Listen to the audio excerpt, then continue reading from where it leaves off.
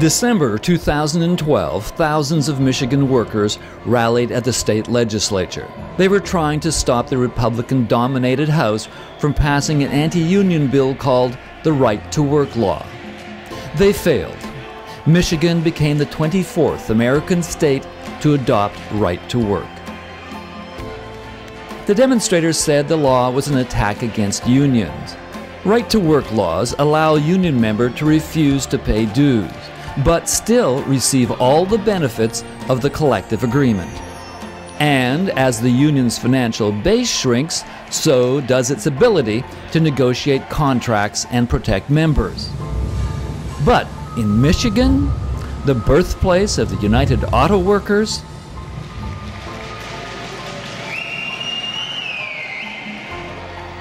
I've never seen anything like this. The middle class is plain and simple. It'll become a society of haves and have-nots.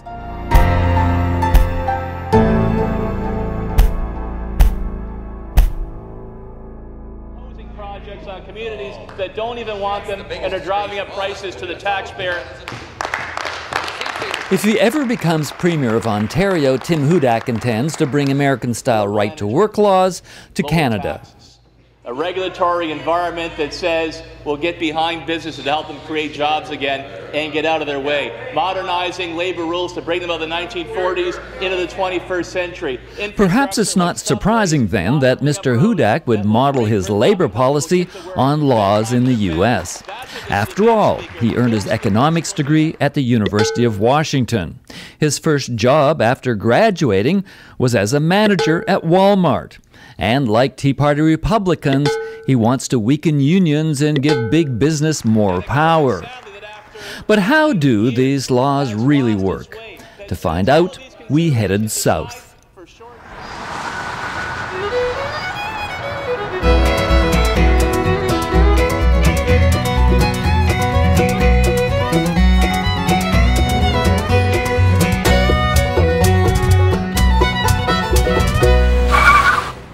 What you see is as they weaken unions in the United States, then the middle class shrinks.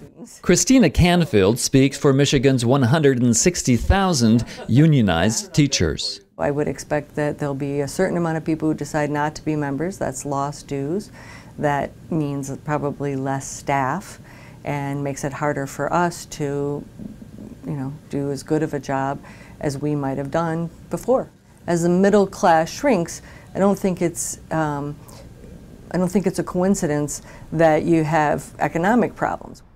To state employee Eric Waters, passing a law giving union members the right to refuse to pay dues and still get the benefits of the collective agreement is a lot like passing a law making income tax voluntary. I'm an American citizen. I live in a community. I want to reap the benefits of the fire services, the police protection, city services in general. But I choose not to pay taxes. That's ludicrous. That's just, it just don't make no sense. The drive to make Michigan the 24th right-to-work state was led by a conservative think tank called the Mackinac Center. So we set out to meet the Mackinac's labor policy guy, Vinnie Vernuccio.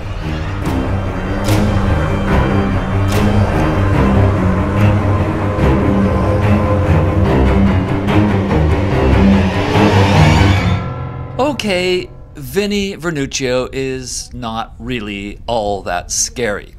In fact, he invited us to visit him at his home in the Michigan countryside. Hi, how are you? Bill Gillespie. Bill, come on in. Thank you. We were a little taken aback, however, to see that Vinnie looks a lot like Tim Hudak. In fact, he even sounds like him. Hey, there's these broad concepts out there that unions can modernize, they can come into the 21st century. As you know, you may not know, but union labor law in the United States hasn't changed in over 50 years. It's been half a century since the last piece of major labor legislation. I just believe in workers, and I want what's best for workers. At the Mackinac Center, we're pro-worker. Pro-worker? I wonder what the workers who actually have to work under those right-to-work laws think. That's why we went to talk to high school teacher Dan Dennis.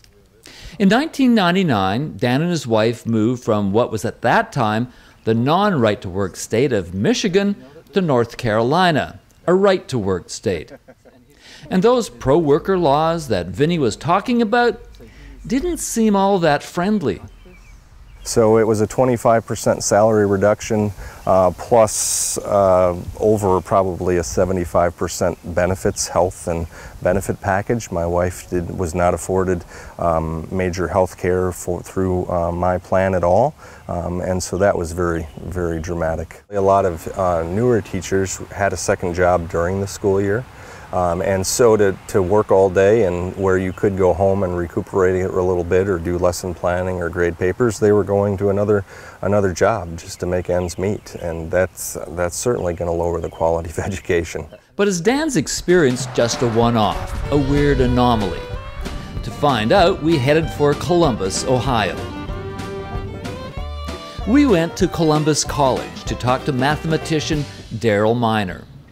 Miner was watching the television news one night when he saw two Republican politicians boasting about how right-to-work laws bring prosperity. So Miner decided to do something very radical. He decided to look at the facts.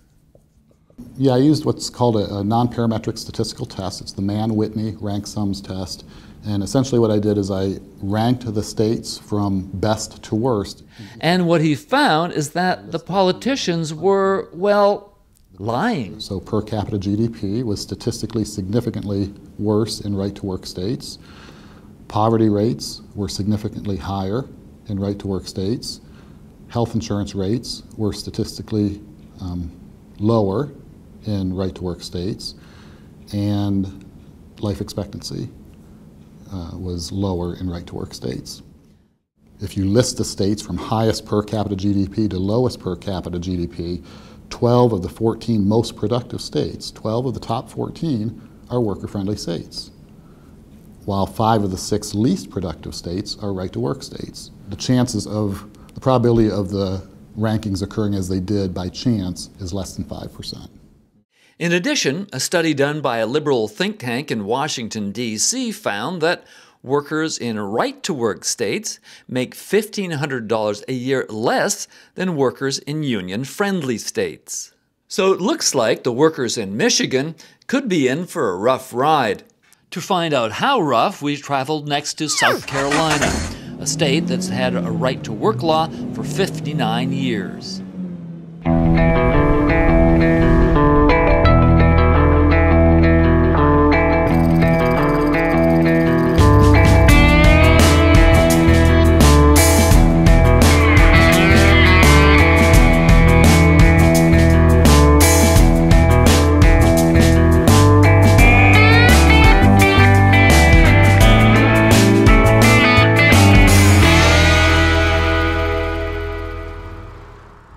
If the anti-union laws Tim Hudak wants to bring to Ontario really do work, then South Carolina should be doing pretty well by now. But today, the state has the 13th highest unemployment rate in the U.S. and close to the lowest wages. And the right-to-work law was just the first step. South Carolina legislators followed up by passing a law making it illegal for state employees to bargain collectively, form unions, or strike. So I went to see Gilda Cobb-Hunter, a Democratic state congresswoman. Nice to meet you. Good meeting you. I hope the directions were okay. State workers are very leery about organizing. In a number of cases, they, rightfully so, recognize that even just a conversation may well mean dismissal and termination. And of course, there are always reasons given, had nothing to do with the fact that you talked to somebody about joining a union.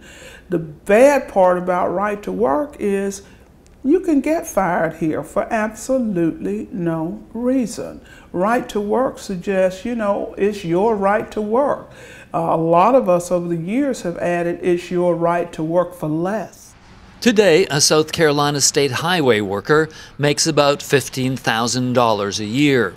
Government middle managers make about $35,000. It has a lot to do with labor laws and anti-labor laws, because when we look at progress, when we look at labor and the labor movement in this country, it is clear that were it not for the labor movement and organizing back with Henry Ford and UAW and the forming of that, there would be no middle class in America. Labor unions are responsible for the middle class. Middle class has contributed to the economy of this country, as well as to this state.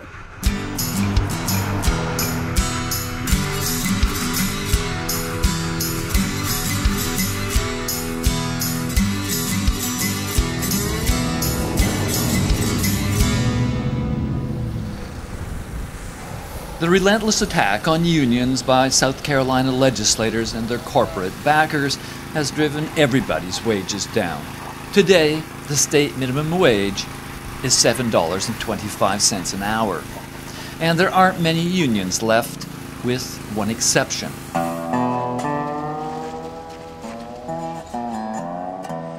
The port of Charleston is the backbone of the state's economy.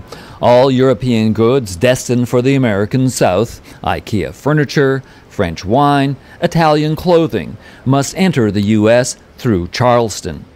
The longshoremen are fully aware of the leverage that gives them. They've used their power sparingly, but today they earn a top rate of $32 an hour. But it didn't happen without a fight. Ken Riley is president of Local 1422 of the International Longshoremen's Association. There were about 600 cops surrounding this whole entire terminal behind us here. On January 19, 2000, about 150 longshoremen were picketing the Danish ship Nordana. Every 30 or 40 yards there were police cops all around this terminal. Helicopters in the air, gunboats in the water, snipers on the roof, you name it, they were here. I've never been to war, but that's the closest I think I would ever come. It was a war scene. I remember breaking up the last struggle between one of our guys and a police officer. And when I had pushed our guy back to turn around to see if anyone else was in trouble, that's when an officer ran up and just clubbed me in the head. As soon as I lifted the cap, because I felt a crevice in my head, and then the blood just, I could even see at that point. And so two of my members hooked me on the arm and started taking me out of there. The violent police attack swung public opinion behind the longshoremen. Their unions survived, but many did not. Today, less than 5% of South Carolina workers are union members.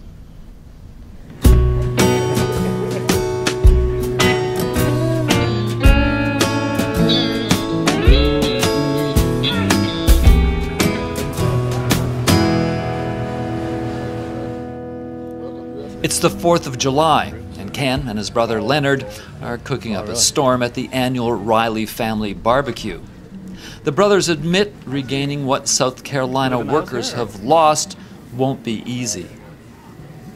Oh yeah? Without the working class, without the middle class, this country will implode. We get back to the days when there's the extremely rich and the extremely poor. And the country cannot strive without a middle class. His friends Harriet and Sharon work for a government-funded private company that mails prescription drugs to veterans.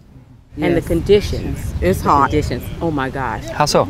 If it's 101 outside, it's 130 in there. And that's no lie. We've had one of our associates to come in with a thermometer and actually put it at her station, and it was reading like 127. You can't complain. Why? You need your job. You know, we're at a place where they have the right to hire, the right to fire. They don't need a reason to fire us. You know, you can come in with a bad attitude and you're gone. Yes. So, and we're on a point system. What's 8 points in your Oh, how do you get a point? Either being late, it's like if you're late 1 minute, it's like a quarter of a point. Then if you call out, it's a whole point. If you're sick and you call out, it's a whole point. Then we have 2 sick days. And if you use your sick days, you still get a point. You get pointed for that. 2 6 days a month? Yeah. A year. A year. A year? A year. I was in an accident on about 2 weeks ago, and I called out. I got a point. for that day from calling out. They call it a no-fault system. It's nobody's fault, but still, you know, you're going to get charged. I hate that, you know. Yeah. It can be an act of God, an act of Congress. They don't care. We have people you know. had heart attacks and ambulance come and pick them up, and they still got pointed. In the hospital, they got pointed. Seriously? Not surprisingly, Harriet and Sharon say they'd love to be in a union. So, after talking to them, we headed down to the Charleston Harbor to see what the folks waiting for the 4th of July fireworks had to say. It is often said that Canadians and Americans are pretty much alike. Okay, they're more patriotic than us. We have universal Medicare and they don't, and there's those gun laws, but really we're the same, right? Well, meeting Scott Marlowe reminded us that really we're not. We're actually from all over. We're part of a business group called Maverick, and we're trying to pass it on to our next generation and tell the kids teach them about business and buying wholesale, selling retail. Do you know about wholesale and retail, honey? Yes. Yeah. Which one do you buy, wholesale or retail? Wholesale. That's right. And then you sell it for? Retail. That's right. Very good. So. How old are you? 5.5. Wow. Where did you learn that? From my daddy. Oh. So that's pretty young. Yeah, well, yeah. Austin's 8 and she's 5.5, and we're just, hey, honey, can you come over here? We're just having fun trying to pass, you know, kind of a business sense to the next generation. Scott thinks that America's schools are failing to teach American children capitalism and the American way, which is why he brought his daughter Ariana and his 8-year-old son Austin here to sell sparkly batons. The problem with Tim Hudak's plan to import American-style labor laws to Ontario is that Canada and the U.S. are two very different countries. Union-busting, right-to-work laws in the U.S. have destroyed scores of unions and millions of good-paying jobs. So it's no surprise that the American middle class is shrinking, while the gap between rich and poor continues to grow. The question is, do we really want to be more like the U.S.? Please don't underestimate the seriousness of this effort. These people are serious. They take no prisoners. They leave no stone unturned. And because y'all don't understand what you're dealing with, you better understand what you're dealing with and take it seriously. Otherwise, you're going to be just like us, and that ain't what you want.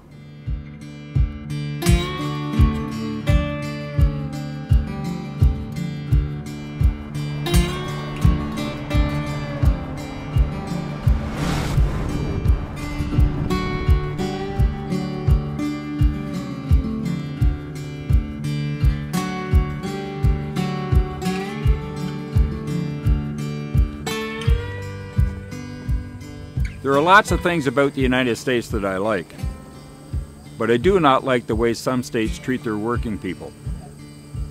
PC leader Tim Hudak's plans to bring American-style labor legislation to Ontario is not just about unions. It's about driving down the wages of all of us that work for a living. The Conservatives' vision would be to have the high profits of employers subsidized by the low wages of workers. That's not what I want for working people. That's not what I want for the next generation. I do hope that you will show this video to your friends, your colleagues, your neighbors, politicians, business people, anybody that you can get to watch. After all, I want a Canada and an Ontario that is uniquely Canadian.